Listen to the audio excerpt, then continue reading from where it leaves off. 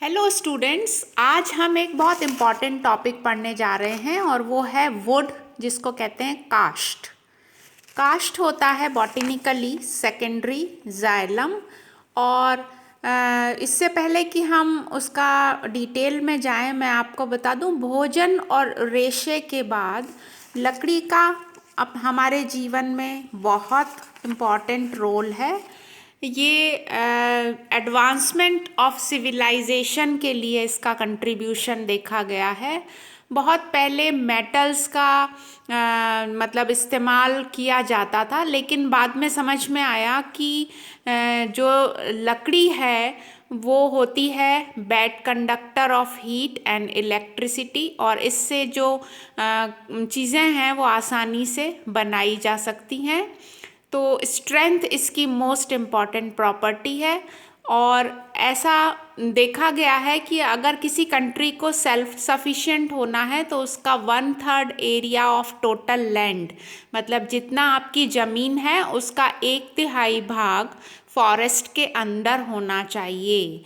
तब जाकर हमें हमारी ज़रूरतों के लिए वुड या टिम्बर की प्राप्ति होती है।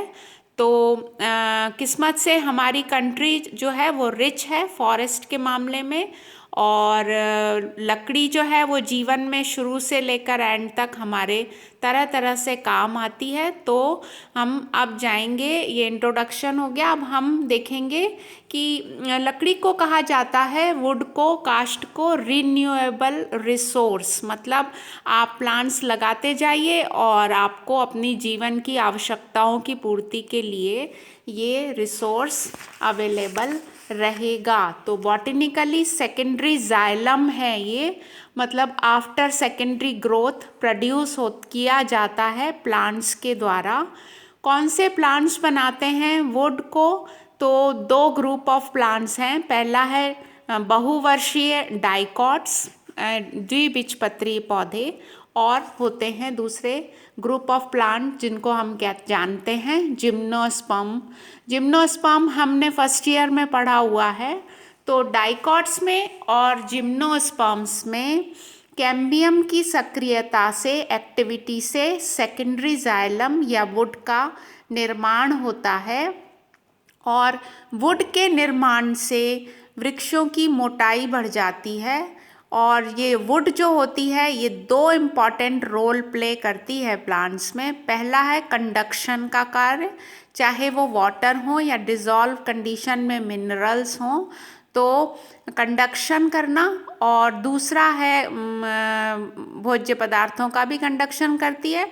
और दूसरा है मैकेनिकल स्ट्रेंथ देना, तो पौधे को यांत्रिक शक्ति प्रदान करता है। तो इसका निर्माण कैम्बियम की एक्टिविटी से होता है।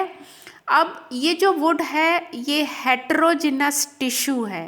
हेटेरोजिनस मतलब विषमांग, इसमें अलग अलग तरह के अंग होते हैं, एलिमेंट्स होते हैं, और 4 एलिमेंट्स से बनकर इसका निर्माण होता है। ये जो 4 एलिमेंट्स हैं वो आपको टिप्स पर होना चाहिए। कौन कौन से एलिमेंट्स हैं? ट्रैकिड्स, वेसल्स, वुड फाइबर और वुड पैरेन्काइमा। तो इन चारों से मिलकर काष्ठ का निर्माण होता है। अब ये जो पौधे हैं अलग अलग प्रकृति के होते हैं। अलग अलग पौधों में लकड़ी जो है काष्ठ वो भी अलग प्रकृति की होती है और उसकी उपयोगिता भी इसीलिए अलग हो जाती है। और ये उपयोगिता अलग क्यों हो जाती है? क्योंकि ये जो 4 तत्व हैं या 4 एलिमेंट्स हैं, इनकी स्थिति और इनकी मात्रा पर उसका इस्तेमाल निर्भर करता है, डिपेंड करता है कि लकड़ी कैसी है। हमारे कोर्स में डाला है इकोनॉमिक बॉटनी में कि वुड का क्लासिफिकेशन पढ़ना है हमको मैकेनिकल प्रॉपर्टीज़ भी देखनी है। तो हम गलत वुड का चयन ना कर लें अपनी लाइफ में, तो हमें नॉलेज बढ़ाना है अपना। तो आज हम देखेंगे वर्गीकरण या क्लासिफिकेशन कैसे किया गया है सेकेंडरी जाइलम का।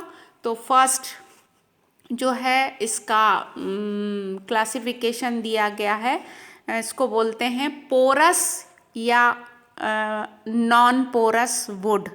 मतलब छिद्रिल या अछिद्रिल काष्ठ, है ना।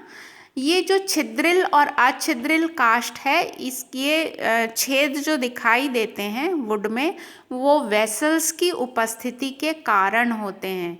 तो अगर वेसल्स उपस्थित हैं, जो कि एंजियोस्पर्म का प्रमुख लक्षण है वेसल्स की उपस्थिति, तो फिर वुड पोरस कहलाती है।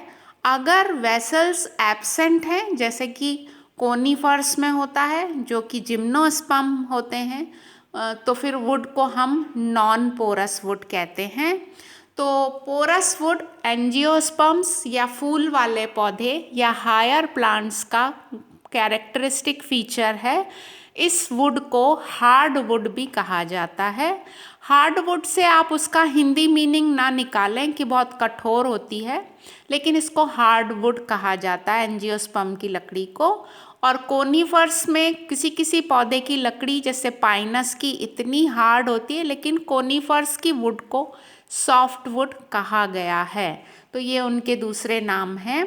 अब वेसल्स जो हैं उनके नेचर और अरेंजमेंट के आधार पर, मतलब वो लकड़ी में किस प्रकार से विन्यासित हैं, किस प्रकार से बिखरे हुए हैं, इस पोरस वुड को फिर से दो भागों में डिवाइड किया गया है।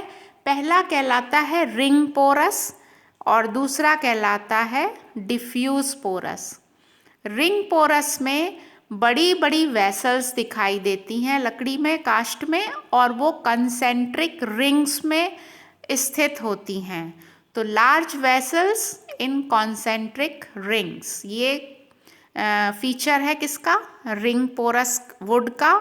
और इसके उदाहरण हैं टेक्टोना, जिसको अपन बोलते हैं सागवान, और अल्मस एक प्लांट होता है, उसकी लकड़ी में आपको ये दिखेगा कैरेक्टर। दूसरा है डिफ्यूज पोरस। डिफ्यूज पोरस में वेसल्स का डायमीटर बिल्कुल समान होता है, एक जैसा गोल गोल चित्र दिखेंगे। पोर का साइज सेम होता है, स्मॉल होता है, और पूरी तरह से वो स्टेम में बिखरे रहते हैं, तो उसको बोलते हैं डिफ्यूज पोरस। और इसका एग्जाम्पल है अकेशिया, एल्बीजिया और डेलबर्जिया। ये 2-3 नाम आपको याद रखने हैं जब आप एग्ज़ाम में लिखें, क्योंकि ऐसा छोटा सा क्वेश्चन आ जाता है कि porous and non porous wood किसे कहते हैं, तो फिर विथ एग्जाम्पल आंसर जाता है, तो अच्छे मार्क्स मिलने की पूरे चांसेस रहते हैं। दूसरा है इसका जो क्लासिफिकेशन, वो है early wood and late wood. Early wood और लेट वुड आता है स्प्रिंग वुड से और ऑटम वुड से।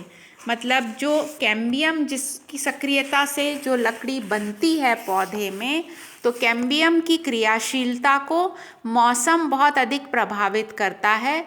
जब बसंत ऋतु में जो सेकेंडरी ग्रोथ होती है और एक घेरा बनता है सेकेंडरी जाइलम का, उसको अर्ली वुड कहते हैं।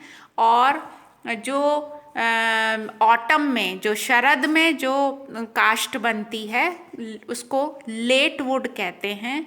और ये दोनों घेरे जो हैं, मतलब बसंत काष्ठ और शरद काष्ठ, इसको अगर अपन मिला दें तो फिर अपन उसको बोलते हैं वार्षिक वलय। तो एक साल में दोनों बसंत काष्ठ और शरद काष्ठ का निर्माण आवश्यक रूप से होता है, और दोनों को मिलाकर हम उसको एनुअल रिंग बोलते हैं। एनुअल रिंग को गिनकर पौधे की उम्र का पता लगाया जाता है। जब कोई प्लांट अपने आप गिर जाता है, उखड़ जाता है और पुराना होता है, तो इन स्प्रिंग और ऑटम वुड से बनी एनुअल रिंग को गिनकर, एक साल में एक ही वलय बनती है, और उसको गिनकर हम पौधे की एज का पता लगाते हैं। उसको बोलते हैं डेंड्रोक्रोनोलॉजी। तो डेंड्रोक्रोनोलॉजी क्या है? ब्रांच ऑफ साइंस जिसमें हम पौधे की एज का आइडिया लगा लेते हैं। तो वृक्ष कालानुक्रमण इसको हिंदी में बोलते हैं, इस विज्ञान को, और इससे एज पता चलती है। तो ये हो गया अर्ली वुड। अर्ली वुड और लेट वुड के बाद अब तीसरा क्लासिफिकेशन जो दिया गया है वुड का, वो कहलाता है सैपवुड और हार्टवुड। सैपवुड जो है पुराने जो पेड़ हो जाते हैं उसमें आप जब सेक्शन काटें, अगर उसको तने को काटें तो बाहर की तरफ हल्के रंग की लकड़ी दिखाई देती है। सैपवुड को एल्बर्नम भी कहा जाता है। ये जो बाहर की लकड़ी होती है हल्के रंग की, वो ये सॉफ्ट होती है और इसका जो इस्तेमाल किया जाता है वो पेपर बनाने के लिए किया जाता है। तो सैपवुड से अक्सर पेपर बनाया जाता है और वाणिज्यिक महत्व या कमर्शियल इंटरेस्ट की ये नहीं होती है, सॉफ्ट होती है। जबकि हार्टवुड जो है सेंट्रल पार्ट होता है तने का और इसको ड्यूरामेन भी कहते हैं और इसका कलर जो होता है वो डार्क होता है, ब्राउन या काला कह सकते हैं। तो ये जो ब्राउन और कत्थई कलर होता है ये इसमें क्या होता है, टाइलोसिस विकसित हो जाते हैं। टाइलोसिस क्या है? टाइलोसिस मतलब जो वेसल्स की जो कैविटी है उसमें विभिन्न प्रकार के सब्सटेंसेस भर जाते हैं और ये टिकाऊ बन जाती है। ये जो लकड़ी होती है सेंटर की, सेंट्रल पार्ट जो होता है बीच की, ये बहुत हार्ड हो जाती है क्योंकि इसकी जो पोर्स हैं, जो वेसल्स की जो गुहा है, कैविटी ल्यूमेन है, उसमें विभिन्न पदार्थों का जमाव हो जाता है। कंडक्शन का कार्य ये बंद कर देती है और इसके अंदर एक स्मेल आती है। जो सब्सटेंसेस उसमें जमा हो जाते हैं तो उससे वो टिकाऊपन आता है, ड्यूरेबिलिटी आती है और इसको हार्टवुड का इस्तेमाल अक्सर फर्नीचर बनाने के लिए किया जाता है। तो ये हो गया तीसरा वुड का वर्गीकरण। चौथा जो है वो है वुड को रिएक्शन वुड भी कहते हैं। रिएक्शन वुड कैसे कि ये पाई जाती है अलग अलग तरह की, डाइकॉट में और कोनिफर्स मतलब जिम्नोस्पर्म्स में। डाइकॉट में रिएक्शन वुड को टेंशन वुड भी कहते हैं और कोनिफर्स में इसको कंप्रेशन वुड कहते हैं। इन दोनों में जो बेसिक डिफरेंस है वो ये है कि इसमें डाइकॉट में लिग्निन एब्सेंट होता है, जबकि कोनिफर्स की जो वुड होती है कंप्रेशन वुड वो वेल लिग्निफाइड होती है। वेल लिग्निफाइड मतलब इसके अंदर लिग्निन की बहुत सारी मात्रा होती है। तो टेंशन वुड में फाइबर्स पाए जाते हैं, जिलेटिनस लेयर युक्त फाइबर होते हैं, रिच होती है सेलुलोज में और वेसल्स की मात्रा कम होती है टेंशन वुड में। जबकि कंप्रेशन वुड में जो है वो पाई जाती है लोअर साइड ऑफ ब्रांचेस, जो शाखाएं होती हैं पेड़ के उसकी निचली साइड की वुड को कंप्रेशन वुड कहते हैं। या क्रूक्ड स्टेम, क्रूक्ड मतलब टेढ़े मेढ़े जो तने होते हैं ना, अचानक से मुड़ जाते हैं, वहाँ पर कंप्रेशन वुड का निर्माण होता है। इसमें बहुत सारे ट्रैकिड्स होते हैं और इसके अंदर लिग्निन की बहुत अधिक मात्रा होती है, इसलिए इसको कहते हैं वेल लिग्निफाइड। तो ये है कुछ क्लासिफिकेशन वुड का 4 प्रकार से। अब केमिकली वुड क्या है? केमिकली वुड में होता है मेन प्रोडक्ट सेलुलोज, जो कि देखा गया है 45 से 60% तक। उसके बाद दूसरा जो प्रोडक्ट है जिससे वुड बनता है वो है हेमी सेलुलोज।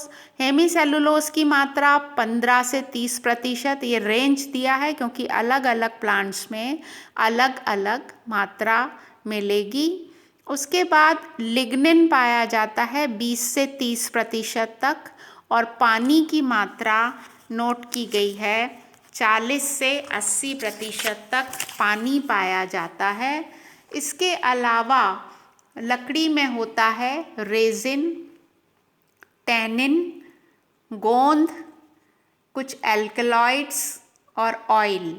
इससे क्या होता है, जैसे आपने चंदन की लकड़ी देखो, उसमें खुशबू आती है, तो उसमें सैंडलवुड ऑयल, ये जो ऑयल है वो सैंडलवुड से निकलता है, लकड़ी से निकलता है। तो चंदन की लकड़ी खुशबूदार होती है। नीम की लकड़ी को आप सूंघेंगे तो उसमें कड़वी स्मेल आएगी। तो ये बबूल से अपने को गोंद प्राप्त होता है। कुछ पौधों में जैसे पाइनस या चीड़ की लकड़ी में एक खुशबू आती है, तो वोलेटाइल ऑयल या रेजिन की वजह से उसमें स्मेल आती है। कुछ प्लांट्स में एल्कलॉइड्स होते हैं। तो अलग अलग सब्सटेंसेस और अलग अलग मात्रा होने से फिर जो है इसका कलर भी चेंज हो जाता है। हर पेड़ की लकड़ी का कलर भी अलग होता है, स्मेल भी अलग होती है, और उसका फिर इन क्लासिफिकेशन के आधार से हमने ह्यूमन बीइंग ने डिसाइड किया है कि हम उसका इस्तेमाल अपने जीवन को बेहतर बनाने के लिए किस तरह से करेंगे। तो आज मैं समझती हूँ कि आपको ये समझ में आ गया होगा कि वुड क्या है बॉटेनिकली और केमिकली, और वुड का कैसे निर्माण होता है प्लांट्स में, कौन कौन से ग्रुप ऑफ प्लांट्स हैं जिसमें निर्माण होता है। कभी कभी 1 नंबर का क्वेश्चन आता है कि 2 प्लांट ग्रुप के नाम लिखिए जिसमें सेकेंडरी जाइलम बनता है। तो आपको ध्यान रखना है, जिम्नोस्पर्म आपने फर्स्ट ईयर में पढ़े हैं, एंजियोस्पर्म आपके सेकेंड ईयर में अभी चल रहा है। तो समझ में आया होगा, सरल है बिल्कुल। एक रीडिंग लगाओ, और कोई भी क्वेश्चंस अगर होते हैं तो पूछ सकते हैं, फ्री हो बिल्कुल। Okay, bye.